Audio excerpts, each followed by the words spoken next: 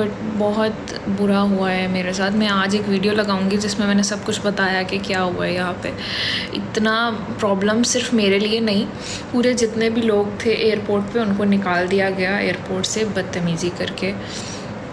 और हम लोगों को मतलब पहले तो अंदर जाने ही नहीं दे रहे थे क्योंकि एयर अरेबिया की यहाँ पे फ्लड आया है ना, और पूरा यूएई डूबा हुआ है ऑलमोस्ट।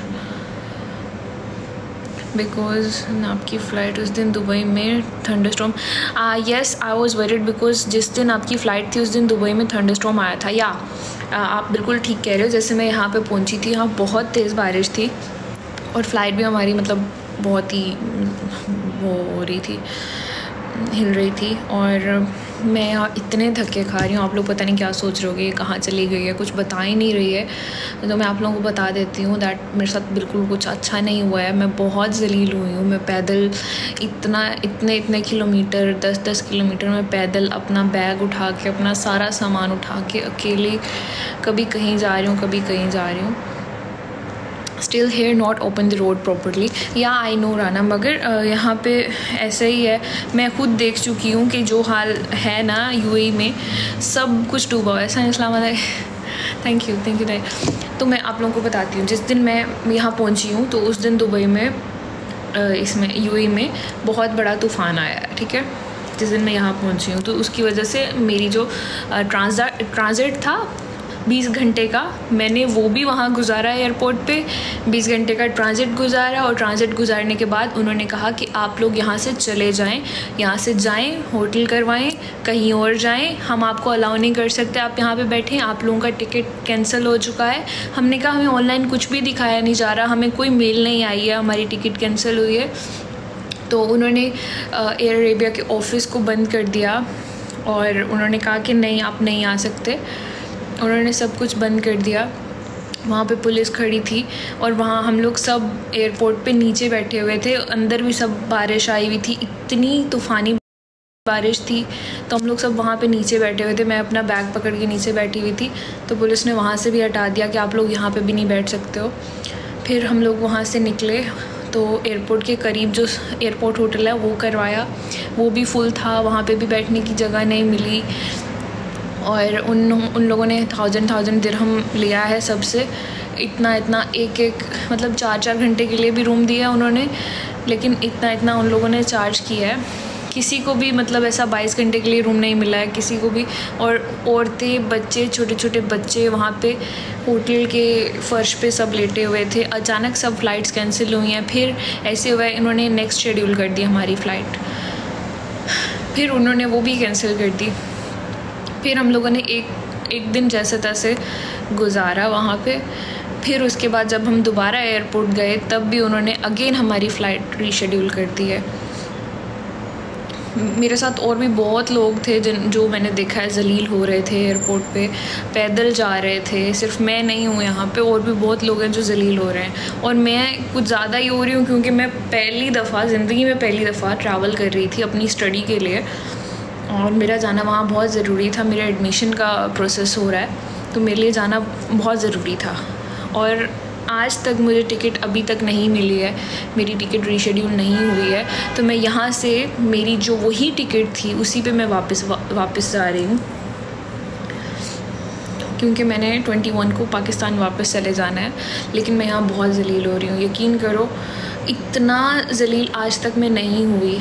मैं यहाँ अपनी फैमिली के साथ भी नहीं हूँ, मेरे साथ मामा नहीं है, मेरे साथ भाई नहीं है।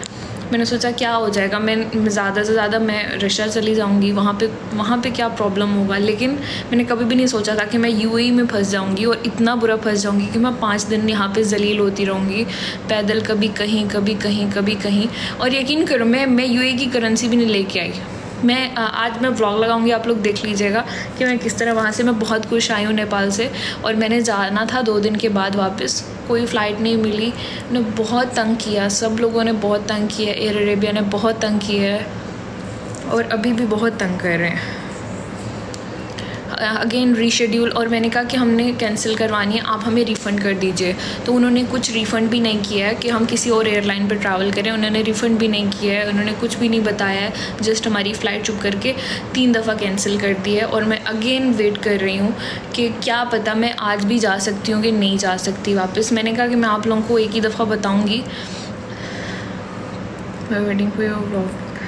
गाइस व्लॉग्स तभी नहीं आ रहे क्योंकि मेरे पास यहाँ की सिम नहीं है, मेरे पास यूएई की सिम नहीं है, क्योंकि मैं इस माइंड से आई भी नहीं थी कि मैं यूएई में रहूँगी, तो मैंने यहाँ की सिम नहीं ली, मेरे पास कुछ भी नहीं है। मेरे पास जब होटल में, जैसे मैं किसी होटल आती हूँ वो भी फुल होता है, तो वो लोग कहते हैं कि नहीं आपको चेकआउट करना ही पड़ेगा हर हाल में, तो वहाँ से मैं चेकआउट करती हूँ। फिर मैं कोई और पैदल ढूंढ रही हूँ कहीं होटल, मेरे पास यहाँ का नंबर नहीं है, तो मैं करीम इन ड्राइव भी नहीं करवा सकती।